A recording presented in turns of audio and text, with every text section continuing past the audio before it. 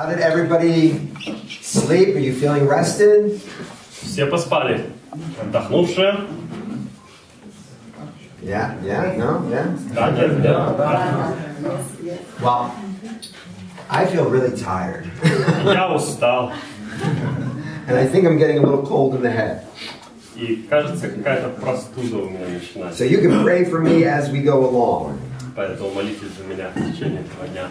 And Lord willing, I'll have good energy. И даст Бог, у меня хватит сил. Okay, so maybe Dennis could pray for us. Would that be okay, Dennis? Давайте попрошу Дениса кратко помолиться перед началом. Дорогой Отец, мы славим, благодарим Тебя за это утро, за ужин, за завтрак. Господи, благодарим Тебя за то, что Ты хранишь наши силы, и мы можем здесь быть и слушать. Поэтому, Господь, благослови его, укрепи его здоровье и благослови нас, слушающих. Мы нуждаемся в Тебе, Господь, в Твоем откровении, Господь, в Твоем Слове. Будь с нами. Аминь. Аминь. Okay. So I want to begin by a quick question for you. Considering all that we have already looked at, in a nutshell, what is God's desire for our children? Если обобщить все то, что я говорил до сих пор, я хочу задать вопрос, буквально в одном предложении. Чего Бог хочет от наших детей? Каково его желание? And you can think very simply and just not too involved. Как бы простой ответ на простой вопрос. Может быть, кто-нибудь скажет. Чтобы дети увидели чудо Евангелия, преобразующее его жизнь. So that our children can see the wonder of the gospel in the transformed lives. Beautiful, thank you. That's great. Yeah, we want to direct their hearts to Jesus, making the gospel central. Нам нужно направить их сердца к Иисусу, чтобы Евангелие стало в центре. Not just on Sunday mornings. Чтобы это не стало каким-то занятием по воскресеньям. Not just during small group or a midweek service, but throughout our family lives. Чтобы оно присутствовало не только где-то на специальном мероприятии в будний день, вечером или на каких-то церковных служениях, а на протяжении всей жизни. And our role in this is to exercise our God-given authority. И наша роль при этом состоит в том, чтобы использовать свою Богом данную власть. To nurture and bring them up in the discipline and instruction of the Lord. Чтобы воспитывать их и наставлять в Господе. So this session is really a follow-up on Ephesians 6, where we will be focusing particularly on discipline. Поэтому вот эта сессия, and discipline in the broad sense or punitive sense. Broadly, but we're going to be specifically looking at the punitive sense. И на этой третьей сессии мы будем как бы продолжать и более практически говорить об идее дисциплинирования детей в широком смысле и наказания в узком. So just at the outset, I want to begin by expressing how essential and formative is the biblical idea of discipline. И с самого начала я хочу подчеркнуть, насколько для библейского учения важна идея дисциплины и насколько сильно она формирует человека. And this is really for every age and every stage of our children's lives. И это касается развития детей в течение всей жизни, на любом этапе. Maybe you were like me when you were growing up. Возможно, ваше детство было похоже на мое. I was harshly disciplined by unbelieving parents. Меня наказывали неверующие родители и порой слишком жестко. Maybe you were harshly disciplined by professing parents, believing parents. Может быть, вас тоже слишком сурово наказывали даже верующие родители. And I hated it. And sometimes I hated my parents for it, if Я I'm это to be honest. терпеть не мог и иногда был просто близок к ненависти к своим родителям. And there were times I swore I would never spank or punish my kids. Never. И были времена, когда я говорил себе, вот когда у меня будут дети, я ни за что, никогда никого не буду наказывать. At least not the way my parents did it. I thought it Так, was как это brutish. делали родители, я считал это издевательством. And then I became a believer. И потом я уверовал. And it wasn't long till I was convinced that when I do have children, I will need to discipline them. И достаточно быстро я пришел к убеждению, что когда у меня будут дети, я буду их наказывать. Not in the way that my parents did, but in the way that God will prescribe. Не так, как это делали мои родители, но так, как этому учит Бог. I was convinced that it was what part of God's means in leading them to Him. Я пришел к убеждению, что это одно из средств, которые Бог использует для того, чтобы направлять детей к Нему. Where they would become at least become responsible adults. Благодаря которому они как минимум станут ответственными взрослыми людьми. But more important, leading them to gospel and godly living. Но что еще важнее, это поможет направить их к Евангелию и к богоугодной жизни. So yesterday we said that discipline is about training our children's external life. Поэтому вчера мы говорили, что дисциплина – это формирование внешнего поведения, внешней жизни детей. Helping them to become self-disciplined, self-controlled in their actions. Она помогает детям научиться владеть собой, контролировать себя и свои поступки. And through that we want them to begin to learn that sin is destructive. И через это мы хотим показать детям, что грех имеет разрушительные последствия. And through that discipline, we want to lead them to trust in God's grace through the gospel. И посредством этой дисциплины мы хотим направить их к Божьей благодати, явленной в Евангелии. Remember, we do not want merely behavior modification. Помните, что окончательная цель, которую мы ставим, это не просто изменение поведения. We want them to see their need. We want to see how God has provided the need and to trust in Him so that their hearts are transformed. Мы хотим, чтобы они увидели свою нужду и то, что Бог в Иисусе Христе ответил на эту нужду, и чтобы они изменились. And God has decreed that that will happen with corrective discipline in our words and with our spanking. И Бог показывает, что это будет происходить благодаря нашим словесным наставлениям и через наказание. Remember, yesterday we looked at those two passages from Deuteronomy 6 and Ephesians 6. Вчера мы рассматривали отрывок из Второзакония 6 главы, Ефесянам 6 главы. That speak of when believers, God's people, will love Him, listen to Him, and obey Him. They will be in a place of blessing. Где говорится о том, что если Божий народ, если верующие будут находиться в послушании Богу, то они будут получать от Него благословение. God's kindness, His favor will be on them. It'll be a place of protection. Божья доброта, Божье благоволение будет создавать для них среду защитную. Ted Tripp, the author of Shepherding a Child's Heart, Тед Трип, автор книги «Как быть пастырем своего ребенка», calls this the circle of blessing. Называет это кругом благословения. If the child stays within the boundary of honor and obedience to the parents, life will go well. Если ребенок находится или остается в рамках почитания родителей и послушания родителям, то его жизнь будет лучше. And of course, yesterday we said that doesn't mean that they'll get whatever they want. И вчера мы оговорились, что это не означает, что они получат все, что им угодно. It doesn't mean that they will be protected from all harm. Это не означает, что это спасет их от всех бед в жизни. We don't have to look far in the scriptures to see that affliction comes even to the righteous. Мы достаточно легко найдем в Писании много примеров, где праведник страдает. So trials and pain will come. Поэтому испытания и боль непременно придут. But the person, the child who does listen, believe, and obey by obeying their parents will know God's favor. Тем не менее, ребенок, который слушает родителей и подчиняется им, будет испытывать на себе Божье благоволение. God's presence, His help will be with them even as they live in a broken world. Несмотря на то, что они будут жить в падшем грешном мире, все же Божье присутствие и помощь будут с ним.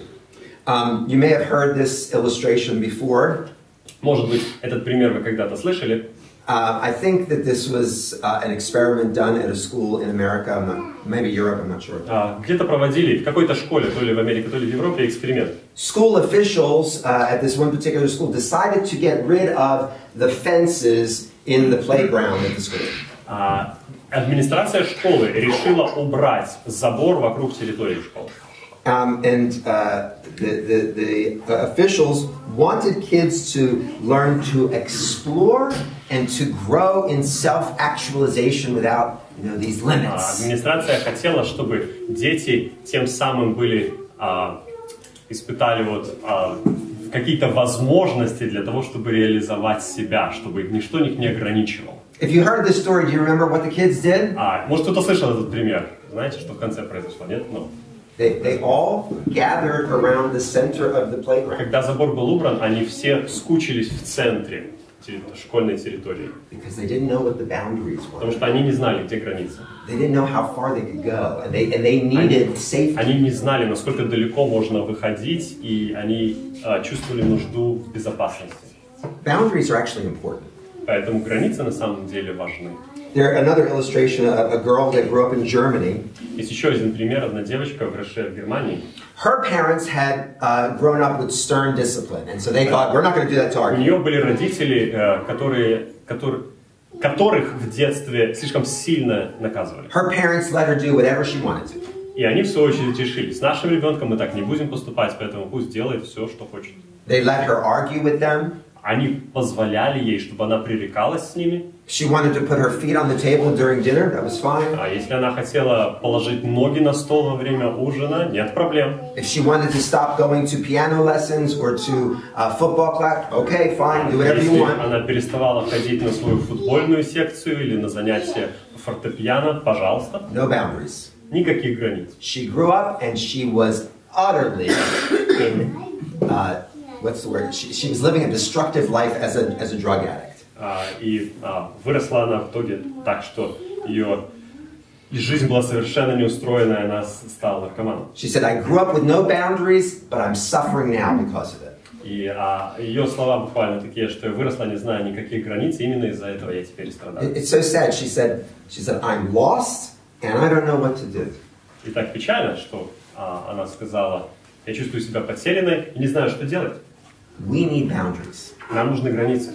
Our kids need boundaries. Нашим детям нужны границы. Because, and discipline provides safe, godly boundaries. И дисциплина и наказание именно создает эти границы и создает область безопасности. So, if we need boundaries, our kids especially need boundaries because they don't have the wisdom to understand that going outside of parental boundaries will hurt them. Если нам нужны границы, уж тем более и детям нужны границы, потому что им нужно понять, что выход за пределы родительской воли – это опасно. So, biblical discipline, friends, is indispensable. Поэтому, друзья, библейское наказание абсолютно необходимо. I'm going to ask for some volunteers to help read some scripture. Я попрошу, чтобы из зала кто-то зачитал пару отрывков Писания. First one, Proverbs 13:24. Притчи 13:24. Can I get a volunteer? Давайте, кто-нибудь поднимет руку, вы откроете, и потом мы назначим. Don't be shy, come on. Не стесняйтесь. Sveta, okay, that's you. Света, 24. Proverbs 3:12. Притчи 3:12, кто-нибудь откроет? That's you, right? Good. Hebrews 12:5-11. Евреям 12:5-11. Ну, Игорь был. Okay, perfect. Okay, Sveta, Proverbs 13:24. Так, Света, притчи 13:24.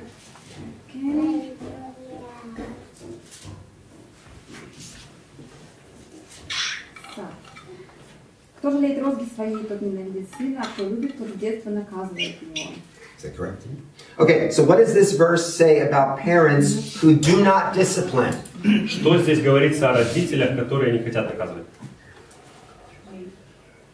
Серьезно. They don't love the child. Yeah. In the English version, it says they hate the child. В моем английском переводе даже ненавидит. Или у нас тоже там ненавидит, да. Yeah. Andre, Proverbs 3:12. Притчи 3:12, Андрей. Но кого любит Господь, того наказывает и благоволит тому, как отец к сыну своему. Okay, so the father who delights in his son will be a disciplinarian. Здесь говорится, что отец, который любит или радуется своему сыну, по-другому можно перевести, будет отцом наказывающим. And then Hebrews 12:5-11. Евреям 12:5-11. С 5 до 11. И забыли утешение, которое предлагается вам как сынам, сын мой, не пренебрегай наказание Господне, и не унывай, да Он обличает себя. Ибо Господь, кого любит, того наказывает. Бьет же всякого сына, которого принимает. Если вы терпите наказание, то Бог поступает с вами как с сынами. Ибо есть ли какой сын, которого бы не наказывал отец? Если же остаетесь без наказания, которое всем общее, то вы незаконные дети, а не сыны. И что мы, будучи наказываемы плотскими родителями нашими, боялись, то не гораздо ли более должны покоряться Отцу Духов, чтобы жить? Те наказывали нас по своему произволу для немногих дней, а сей для пользы, чтобы нам иметь участие в святости Его. Всякое наказание в настоящее время кажется не радостью, а печалью, но после научного через него доставляет мирную плод праведности. Discipline is an evidence that God loves us and that He is actually our Father. Наказание – это доказательство того, что Бог нас любит и что Он в действительности наш Отец. But we don't really like discipline too much, do we? Но кому из нас нравится наказание? But as our Father, He disciplines us because He wants us to share in His holiness and to yield the fruit of righteousness. Но наш Отец наказывает нас для того, чтобы мы смогли стать участниками Его святости, для того, чтобы мы приносили плод праведности. Is that a good thing? Это хорошая вещь. Yeah, of course. Разумеется. But our kids don't necessarily realize that unless they are trained and disciplined. Но нашим детям это само по себе не станет понятным, если мы их не научим этому. So we discipline not merely because it's what God tells us to do. Поэтому мы наказываем детей не просто потому, что Бог так сказал. But it's one of the means God uses to lead them to Jesus, to godly character. Но это одно из средств, которое Бог использует для того, чтобы привести к Иисусу, для того, чтобы выработать набожный характер. And to have fullness of life, to experience what life really is supposed to be. И для того, чтобы испытать полноту жизни или полноценную жизнь. What does biblical discipline look like for each stage of life in our kids? That's what we're going to look at now. Давайте сейчас поговорим о том, как может выглядеть наказание наших детей на разных этапах их жизни. At this point, I'm going to be referring to shepherding a child's heart, which I already mentioned. Я буду ссылаться на книгу «Как быть пастырем своего ребенка», я уже вспоминал о ней. As well as another parenting book called The Faithful Parent. Еще есть одна книга, как минимум на английском, которая называется «Верный родитель». So we're going to look at the first 5 years of life from infancy to preschool. Так, первый этап – это дошкольный период с рождения где-то лет до 5. During these years, the rod of discipline, or spanking, В течение этого периода наказание физическое. This will be the primary, not the only one, but will be the primary means of discipline for kids in their first 5 years. Не единственным, но тем не менее важнейшим средством наказания. Okay, now I recognize, well, at least in America, this is really abhorrent to many young parents. Я осознаю, особенно в Америке, эта сама идея вызывает ужас и отвращение у многих молодых родителей. I remember talking to my brother, who's not a believer. Я помню, как я разговаривал со своим братом, он неверующий. And his daughter was really being disobedient. И его дочь очень непослушно себя вела. And I said, you know, Vincent, you may really need to think about giving her a spanking. Я ему говорю, слушай, Винсент, ну ты подумай все-таки насчет того, чтобы ее наказать. And really, he was shocked. He said, no, I could never do that. И он был шокирован таким предложением. Он говорит, Боже упаси, никогда такого не сделаю. Because he was treated by our dad the way I was treated by our dad. Почему? Потому что его воспитывал тот же самый отец, что и меня. And many people just think it's barbaric and old-fashioned, and I can't do that. Люди думают сегодня, что это какое-то варварство, это что-то старомодное, и уж точно я так не буду делать. Surely we have progressed more than that. Ну, мы же понимаем, что в 21 веке живем, прогресс все-таки движется вперед. So I think that may be the mentality of some young Christian parents too. И я думаю, что и здесь у вас именно таково мышление многих верующих молодых родителей. But I just want to emphasize that we are believing people. Но я просто хочу подчеркнуть, что мы верующие. And so we don't look to society's trends. Поэтому мы не смотрим, какие последние модные тенденции у нас в обществе. We don't want to depend on psychological understandings, Мы не хотим secular psychology. полагаться на идеи и выводы светской психологии в этом вопросе. We must be people of the Word. Мы должны быть людьми слова. And as much as this might sound repulsive to us, we just simply have to look and say, well, what does it say? What is Jesus, God, saying? И как бы эта идея, какой бы отталкивающей это ни казалась идея для кого-то из нас, мы должны просто посмотреть, что говорит Господь здесь. In Ephesians 6, when Paul speaks of discipline, В 6 главе послания к Ефесянам, где Павел говорит о дисциплинировании детей, I take that to mean that he means both the rod, the physical spanking, as well as corrective discipline. Я воспринимаю те слова, что он использует там, как и отрицательную сторону физическое наказание, так и позитивное наставление. And the reason I say that is because what were the scriptures that Paul had? И причина, почему я так трактую это место, что я думаю, на каком писании он основывал свое учение. The Old Testament. На Ветхом Завете. And in the Old Testament, those verses that speak of the rod, И в Ветхом Завете эти отрывки, которые говорят о... Как там это русское слово? the stick, the rod. Палка, да? Палка. Розга. It is a literal instrument. It's something physical. Там говорится о такой буквальном физическом объекте. And so I'm not saying that that's the only thing we ever use, but it is what the scripture И teaches. я не утверждаю, что это единственное средство 7 бед, 1 ответ. Но это средство, тем не менее, о котором Писание ясно говорит. Foolishness is bound up in the heart of a child. Глупость привязалась к сердцу юноши. The rod of discipline will drive foolishness far from Но them. розга изгонит ее. So this is God's idea. Поэтому это Божья идея. It's not the idea of parents who just want to control their children. Это не изобретение родителей, которым хочется подчинить себе своих детей. It's God's ordained means of helping children to see their sin and their need for grace. Это средство, которое Бог предусмотрел для того, чтобы дети видели свой грех, видели свою нужду в благодати. It will protect them. It will help them to understand that sin is not okay. И это то, что даст им защиту и даст им понимание, что грех неприемлем. And disciplining your kids is an opportunity for you to trust God. И наказание ваших детей – это возможность для вас довериться Богу или доверяться Богу. Can you trust what God is saying here? Можете ли вы довериться Божьему Слову, тому, что Он сказал? Now, I may be preaching to the choir. You may already be in agreement with this. Может быть, это все слова, которые не нужно даже произносить, потому что все сидящие в зале считают, что это и так само собой разумеется. But maybe there's people in your churches that would say, I don't know about that. Но, тем не менее, может быть, в ваших церквях есть люди, которые думают по-другому. И если им такое сказать, они скажут, не знаю, не знаю. And so, as hard as it may sound, we don't want to lean on our own understanding.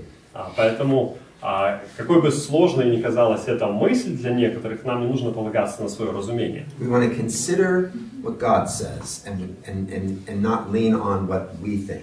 Нам нужно принимать то, что Бог говорит, размышлять об этом и не полагаться только на свой разум. Are we okay so far? Пока что все нормально? A quick question? Sure. Да. One. Один. Просто есть, я чуть-чуть говорил вчера об этом. Буквально на днях в Польше задержали распространение, или продажу книги Тодда Трипа «Как быть пастырем своего ребенка». Ты, не знаю, ты сразу придешь, да?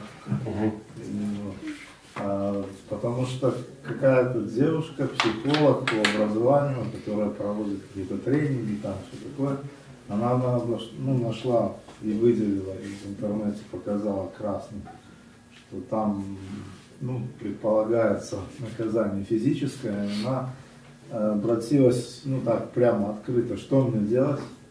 Я обращаться в прокуратуру или там куда-то по защите прав ребенка, и куча комментариев, которые ее поддерживают. И издательство задержало продажу, распространение этой книги, и я не знаю, как христиане отреагировали на это, потому что это было буквально на днях. И в Польше есть закон о насилии, и они хотят какую-то петицию против тех, кто распространяет это. Потому что, ну понятно, даже трипов в США они не могут, наверное, ничего сделать с ним. А вот в Польше, не знаю, как дальше пойдет, потому что я уже на конференцию ехал, но комментарии были очень ярые против любого физического прикосновения, ну такого. И самый яркий был, который меня просто убил, девушка написала, ну женщина, там в основном женщины отвечали, говорит, это очень лицемерно.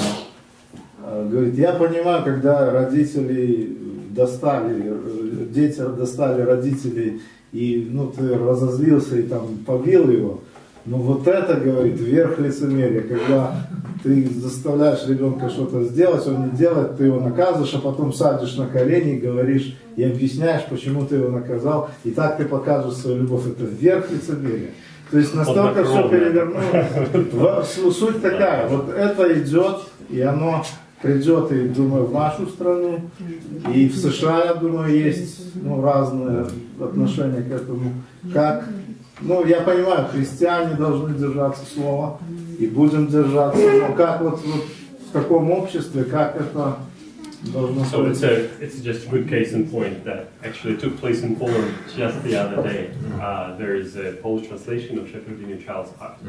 And Yuri says, I found that there is like a big community somewhere online were up in arms because a famous female psychologist posted a quote from it with about yeah. I think that this would probably be better for discussion later, but I will say this. Я думаю, еще чуть позже мы больше в этом ключе поговорим, но пару слов. We have to be very careful. Нам нужно быть осторожными. In who we are expressing this to. Кому и как мы об этом говорим. And where we're doing it. You mean the actual discipline. Где мы наказываем? If I spoke to my relatives in New Jersey who are unbelieving and very liberal-minded about spanking. Если бы я разговаривал со своими родственниками, которые живут в Нью-Джерси, с очень либеральными взглядами, насчет этого в том числе. I don't doubt that one aunt in particular may have called the authorities on me. Я даже не сомневаюсь, что, возможно, одна из моих тетушек могла бы позвонить властям. Really? Я не шучу. That's how strong she feels that she is against it. Она настолько противится этой идее. So we never use the word spanking in front of them. Поэтому мы, когда с ними общаемся, никогда не говорим буквально там о... We rarely use the word discipline in front of them. Мы даже когда с ними разговариваем, вообще не говорим о наказании своих детей. So I think you really do have to have discernment of how to speak of it and even when and where to do it. Поэтому действительно нужно иметь мудрость, где, с кем и как об этом разговаривать. You know, and some children may even threaten their parents with it as they get older. И некоторые дети, чем старше они становятся, могут даже угрожать своим родителям. I think one of my kids kidded about it once. Мне кажется, один из моих детей как-то пошутил на этот счет. And I said, Думал, что я тебя сдам. I said, that's okay, you go ahead and call the police. Я говорю, давай, вперед, звони в полицию. Because then they're going to take you and make you live someplace with people that don't know you or love you. Звони, звони. Они заберут тебя, они поместят тебя в учреждение или в какую-нибудь семью, которая тебя не знает, и никто тебя там не любит. And who knows what they're going to do to you then? И посмотрим, что там с тобой будет. What sounds better? Итак, что ты выбираешь? Что для тебя лучше? I'll take the spanking. Ну ладно, наказывайся. Right, and so yes, that's a serious concern. I think in Sweden or in Norway, you really could go to jail and lose your kids. И это серьезная проблема. Мне кажется, где-то там в Швеции или в Норвегии можешь попасть в тюрьму даже за такое. But I'm comparing it to my friends who are who are missionaries in the Middle East. Но я это сравниваю с ситуацией моих друзей, которые трудятся миссионерами на Ближнем Востоке. It's illegal for them to speak the gospel. И там такая ситуация. Для них говорить о Евангелии – это против закона. I should actually say it's not illegal to speak about it. It's illegal for them to try to convert people. точнее сказать, не то, что под запретом разговора Евангелия, под запретом попытка обратить человека в христианство. They could end up in jail. Они могут оказаться в тюрьме. Their children could end up who knows where. И дети, их могут оказаться неизвестно где. But we can't let government decide what we can and can't believe, what we should and shouldn't believe. Мы не можем позволять государству диктовать нам, во что нам верить, во что нам не верить, что нам делать, что нам не делать. So do I think we need discernment? Yes, yes. Поэтому нужно ли нам осторожность и мудрость, несомненно. But I still want to keep going back to what does God say. Тем не менее, я хочу снова возвращаться к тому, что говорит Бог.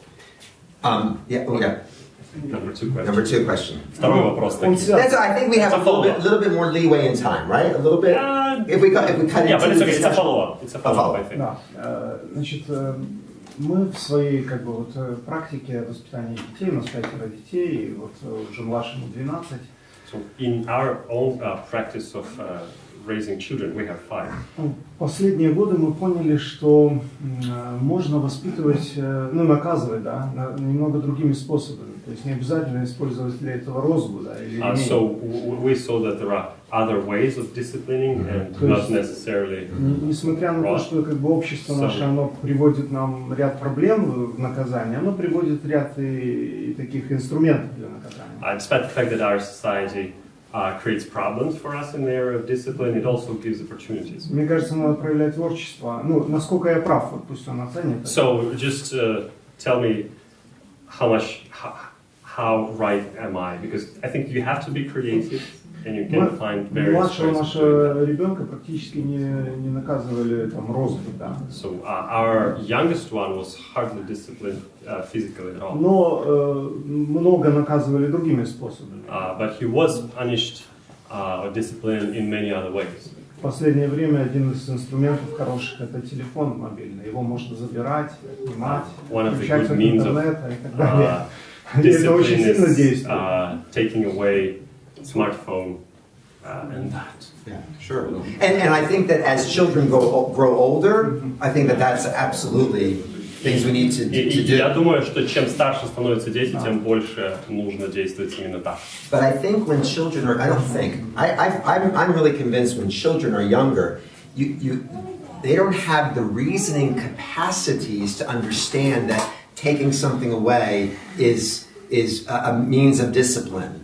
From them, take things. Да, но мы сейчас, now we're talking about preschool. Yeah, really young. Сейчас мы говорим о маленьких детях, дошкольниках. Я думаю, у них еще недостаточно развито мышление, чтобы понять, что тебя что-то забрали, это серьезно. Но они вряд ли в полицию позвонят. And they will probably not call the police anyway. Yeah, that's right. Because then they'll get another spanking for calling the police. Потому что тогда они еще получат за то, что в полицию. Go ahead, call them. Звони. Okay, so first 5 years, Первые 5 лет spanking will be the primary means of discipline. Физическое наказание будет одним из основных видов наказания. Now, children probably won't understand what's going on when the discipline is happening. Дети, скорее всего, не будут понимать, что происходит и зачем, когда их наказывают.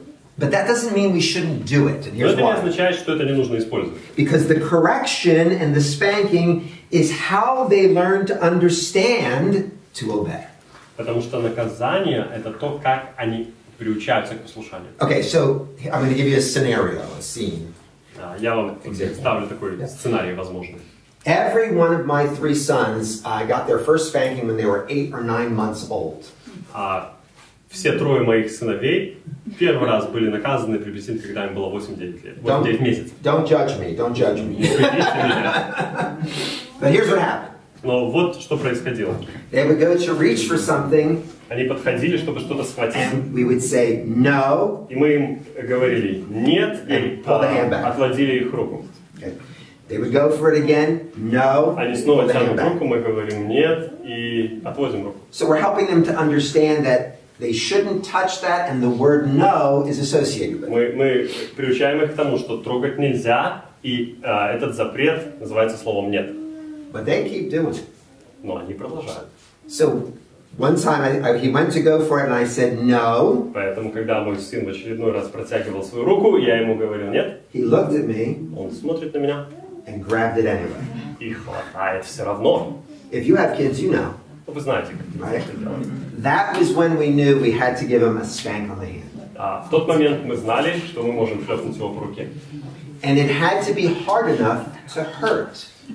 И шлепнуть было необходимо так, чтобы было чуть-чуть больно.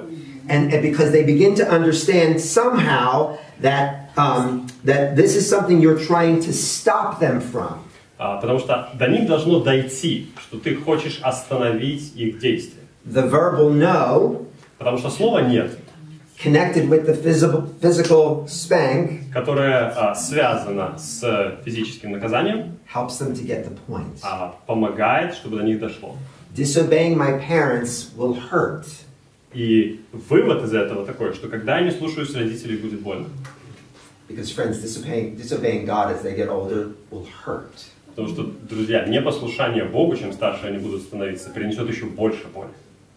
You know, kids grow up and there's necessarily no immediate consequence if they sin. Потому что по мере того, как дети вырастают, последствия греха не обязательно сразу наступают. But if they continue in it and continue in it, однако, если долго жить в грехе, hearts are hardened, если долго ожесточать свое сердце, and they may even live a very successful and fun life.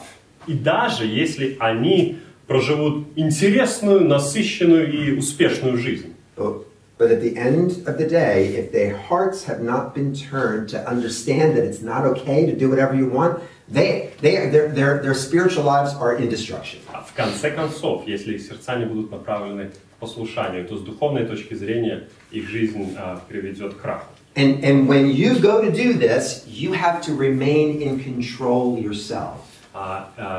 In control of the situation. In how you do it. In other words, not getting angry. И когда вы это делаете, то вы и с собой обладать должны, проявлять самообладание. Not becoming abusive in how you do it. Вы не должны переходить какие-то границы, вы не должны в ярости это делать. You know, one of the struggles I had as my kids were getting older was they need to respect me. Одна из трудностей, которые мы испытывали по мере взросления детей, это что мы считали, что дети должны уважать меня. I'm their authority, I'm in charge, they need to respect me. Я главный в семье, они должны уважать меня.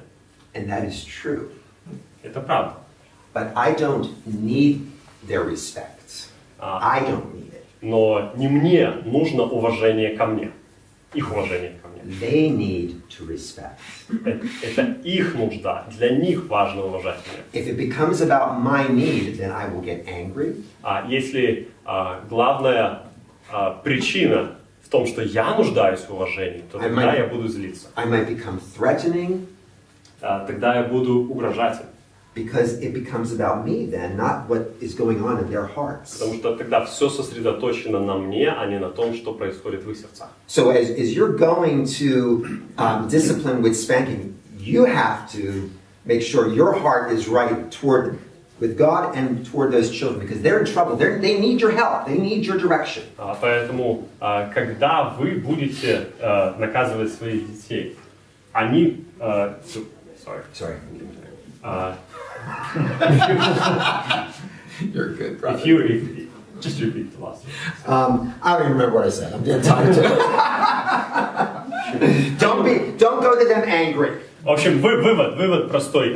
Не занимайтесь этим в гневе. Your children are in need. They're in trouble. You want to love and nurture them. Потому что ситуация их непослушания – это ситуация, когда они в беде, им помощь нужна, и вы хотите их воспитывать. You don't want to go to them in anger or harshness. Поэтому настроение, в котором вы к этому должны подходить, это не резкость и не гнев. And please understand. И, пожалуйста, поймите. You maybe have already done it the wrong way. Возможно, вы уже до этого неправильно наказывали. I have done it many times the wrong way. Я много раз неправильно наказывал. But I want to show you what my son wrote to me yesterday. Но я с вами поделюсь, что мой сын мне написал вчера. This is the son who I would sometimes. Remember, I said it's not getting better. That son. Вот это тот сын, который говорил, я не становлюсь лучше, не помогает. This is what he wrote to me yesterday. Вот что он написал мне вчера. I was just praying for you, Dad. Папа, я как раз сегодня молился за тебя. And I was reminded how thankful I am for you. И еще раз подумал о том, насколько я благодарен, что ты у меня есть. Thankful that you are my dad. Спасибо тебе, что ты мой отец. Thankful that you are my pastor. Спасибо, что ты мой пастор.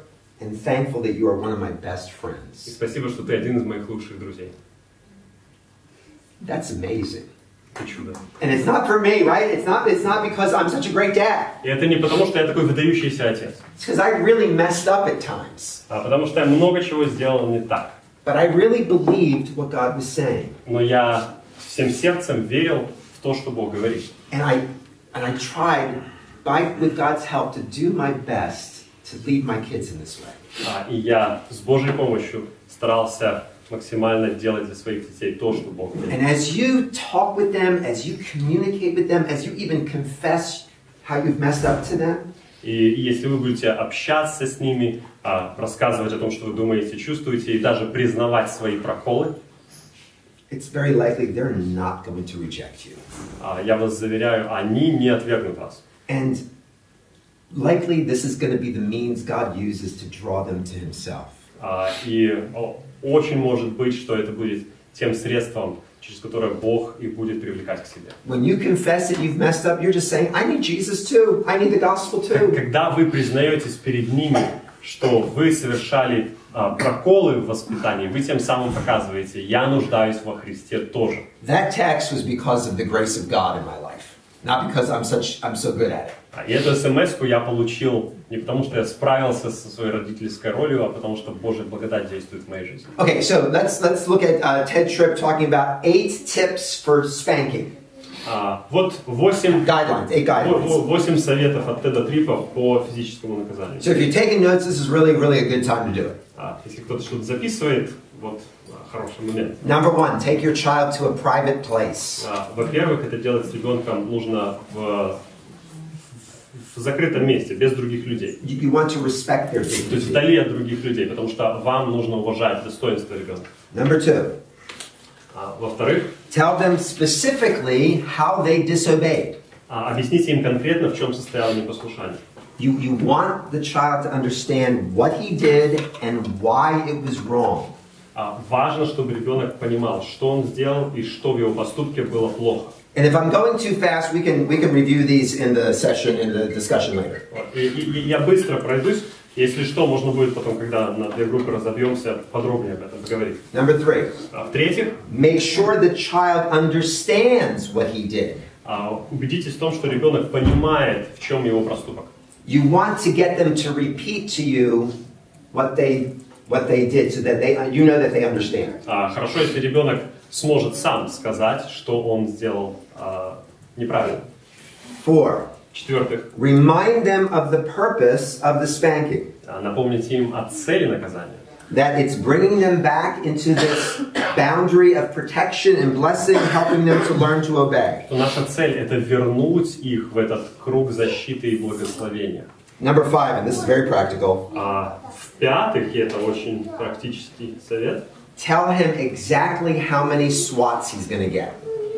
Скажите конкретно, сколько там ударов он получит. Lying always got more spanks, more swats.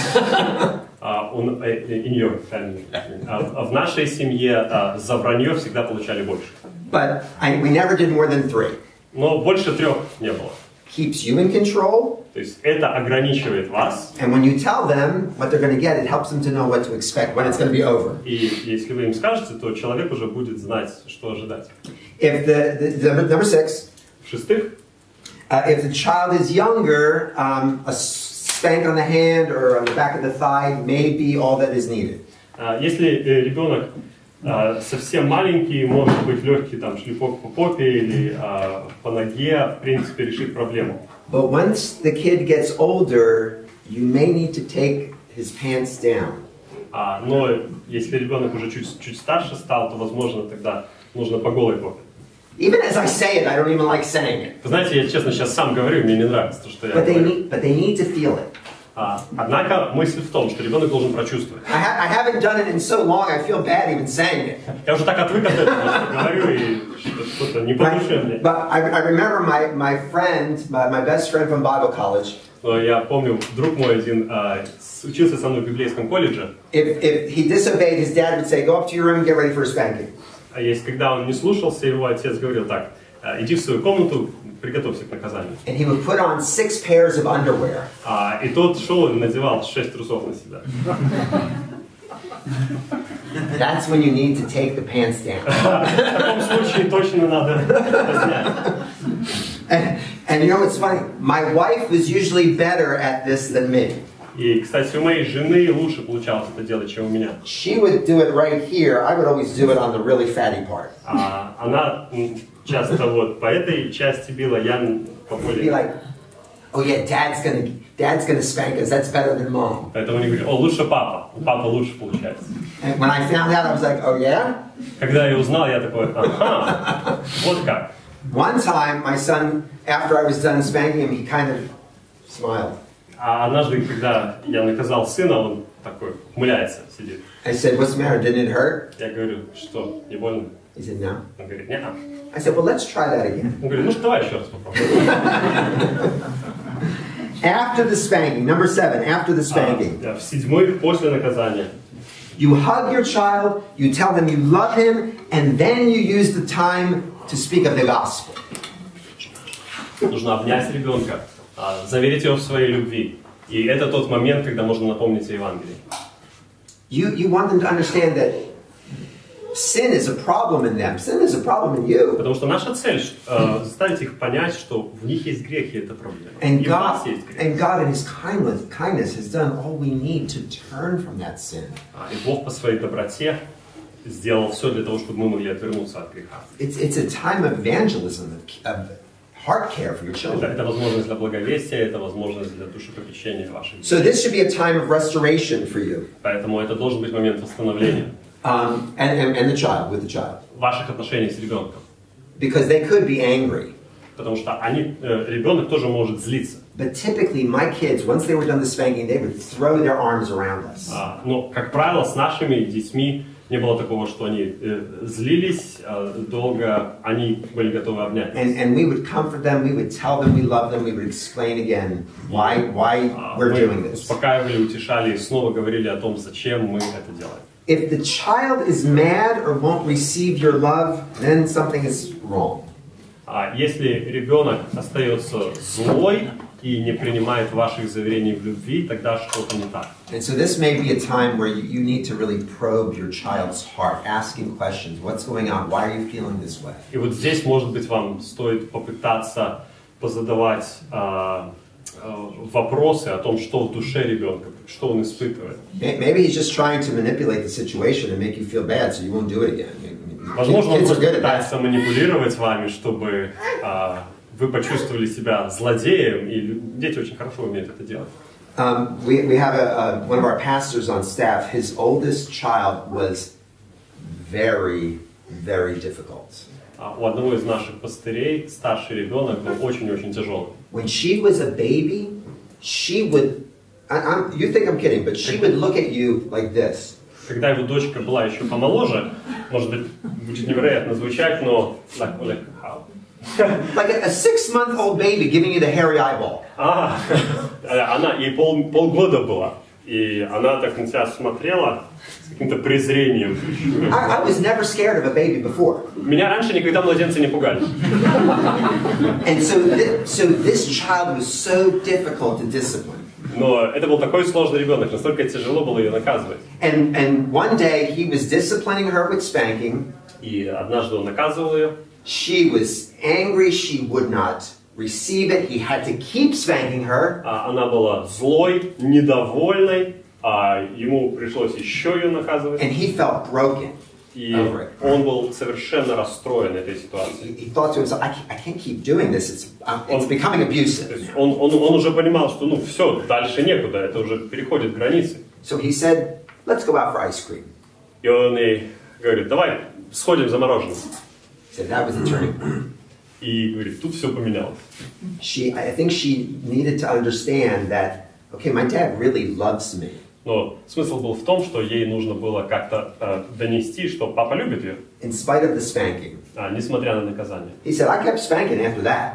Он говорит, я после этого не перестал наказывать ее. But she needed to understand something. This is really where you need the grace of God, right? Но ей нужно было понять кое-что. И вот нужно было показать благодать Божью. So we want to check our child's heart. We don't want to just go through the motions and not see what's going on with them. Поэтому мы не должны выполнять это механически. Мы должны знать, что в душе ребенка происходит. And lastly, number 8, pray with your child. И в-восьмых, помолитесь со своим ребенком. Okay, so that's the first 5 years. Первые 5 лет. Next, 6 to 12.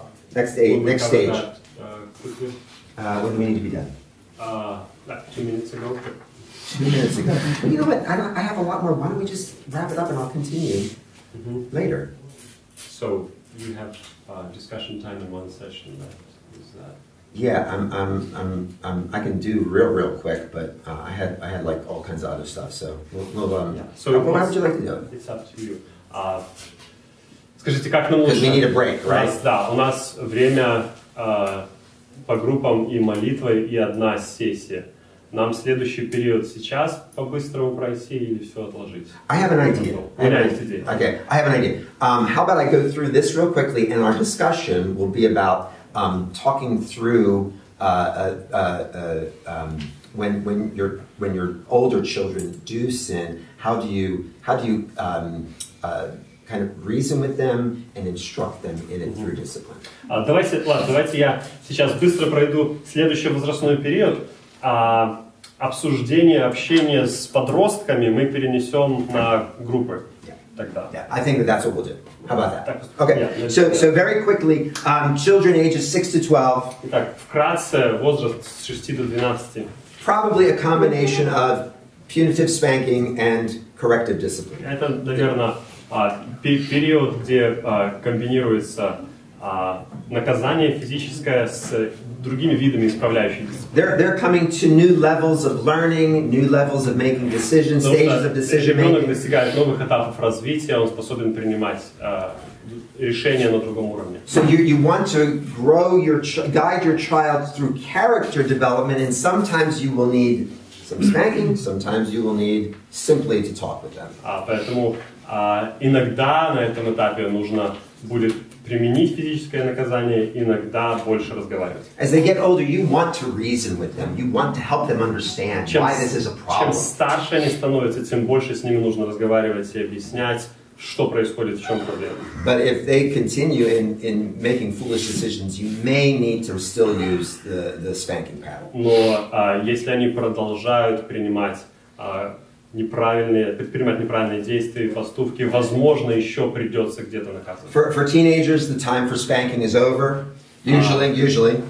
Обычно, что касается подростков, это уже не тот возраст, когда можно физическое наказание. Lord willing, if you have been disciplining and instructing them in their younger years, this will happen more easily as you will begin to reason with them. Даст Бог, если вы наказывали последовательно и правильно в ранние годы, то дальше этого не понадобится. Hopefully they're increasing in wisdom. Даст Бог, они будут возрастать в мудрости.